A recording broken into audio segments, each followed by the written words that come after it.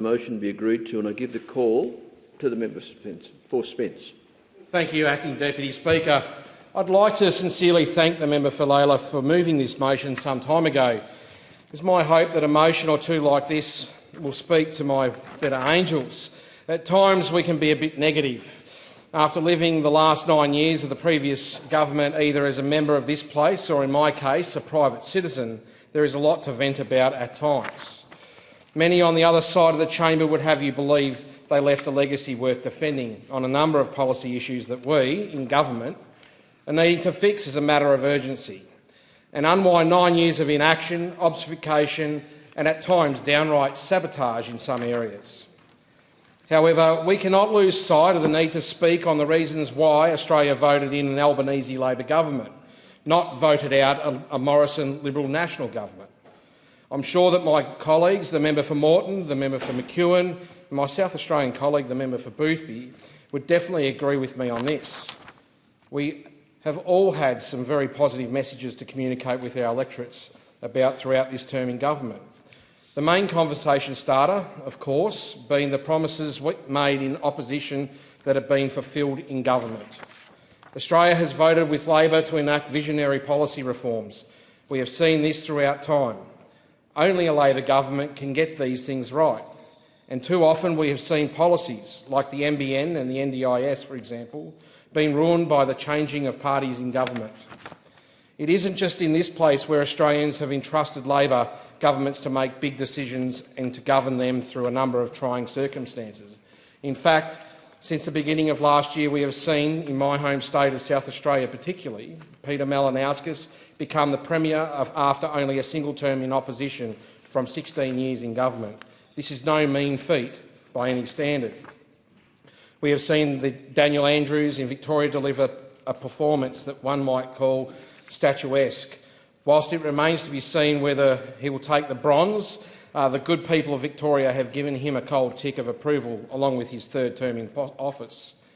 All of this in the lead up to mention this. On Saturday night, we saw the people of New South Wales give Chris Minns the honour of becoming the 47th Premier of their state. At first, the commentariat were giving post-COVID election wins to incumbent governments, such as the victories in Queensland, which saw the re-election of the Palaszczuk government, and of course the imperious win of the McGowan government in Western Australia.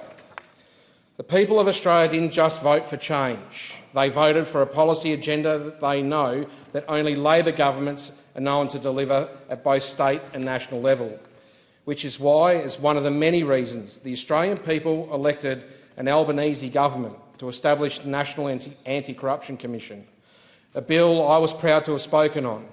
It marked a historical turning point, one where we, as politicians, can stand to return our electorates with our heads held a little higher in knowing that we have a government in power that places great stock in ensuring that a degree of probity and honour is restored to our profession. This matters a lot to the people in Spence.